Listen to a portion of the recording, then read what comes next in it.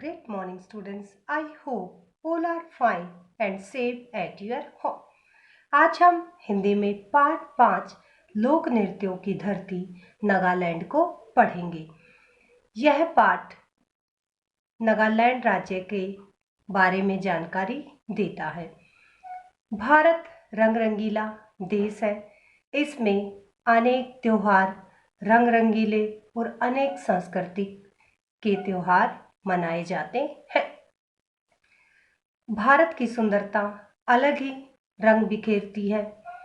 मानो हर राज्य में होड़ सी लगी है अपने आप को रंग रंगीला दिखाने के लिए। ऐसे ही आज हम जो पाठ पढ़ने वाले हैं नागालैंड, यह भी कृषि पर आधारित है। कृषि के आधार पर इसमें लोग नाचते गाते रंग बिरंगी पोशाक पहनकर अपने हर उत्साह और उल्लास के साथ अपना हर त्योहार मनाते हैं। तो चलिए अब हम अपने पाठ को पढ़ते हैं। पाठ 5 लोक नृत्यों की धरती नागालैंड। आज हम नागालैंड के बारे में इस चैप्टर में पढ़ेंगे। देखिए,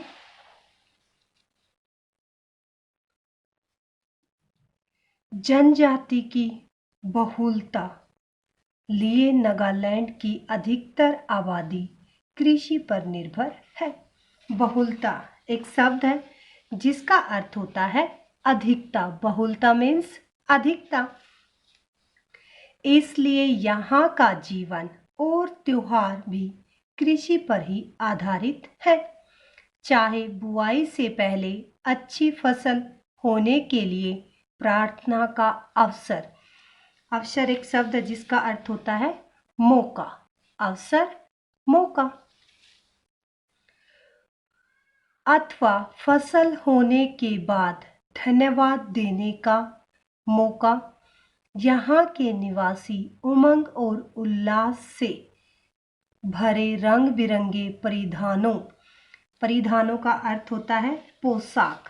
परिधानों मीन्स पोशाक में झूम झूम कर नाचते गाते हैं। क्या कहा है? जो नागालैंड है उसकी अधिकतर आबादी कृषि पर निर्भर है। चाहे बुआई से पहले हो या कटाई के बाद, ये हर अवसर भगवान को धन्यवाद देने के लिए उत्साह भरे रंग बिरंगे पोशाकों में झूमकर नाचकर गाते हुए देते हैं।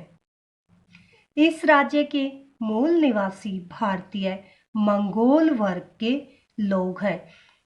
नागालैंड राज्य के निवासी ज्यादातर किस वर्ग के हैं? भारतीय मंगोल वर्ग के।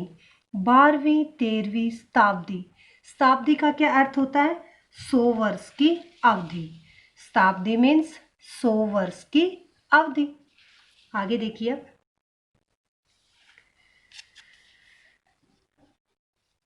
में इन लोगों का आज के असम के अहोम लोगों से धीरे धीरे संपर्क हुआ।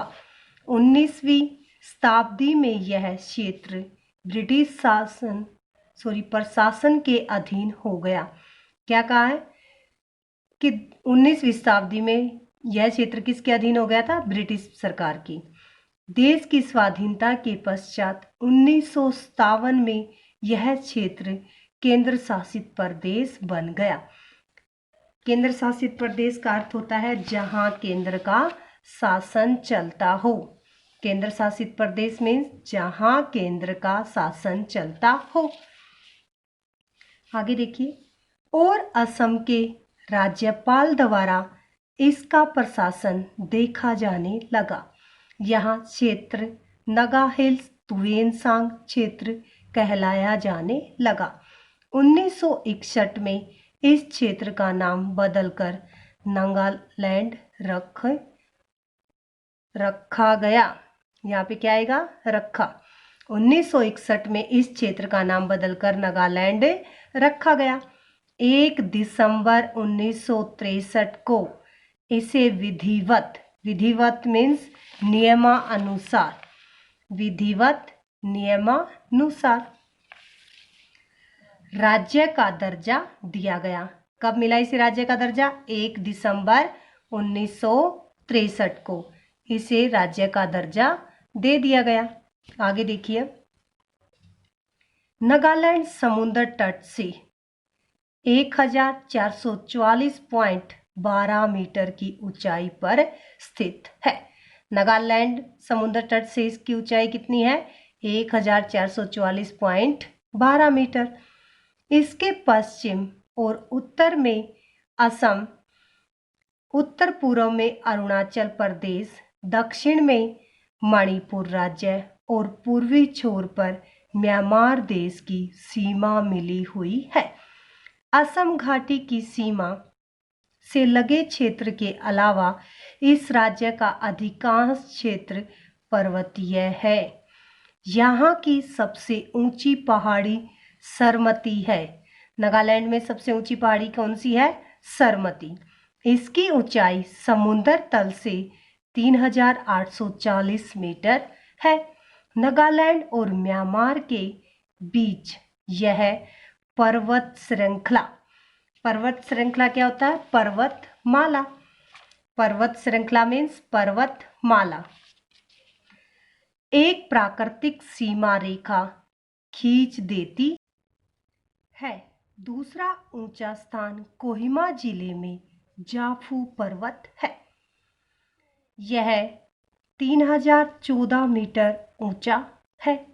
पर्वतों के बीच छलछलाती धनसिरी, दोयांग, दीखू, तीजू और मेलक नदियां इसके सौंदर्य में चार चांद लगाती हैं।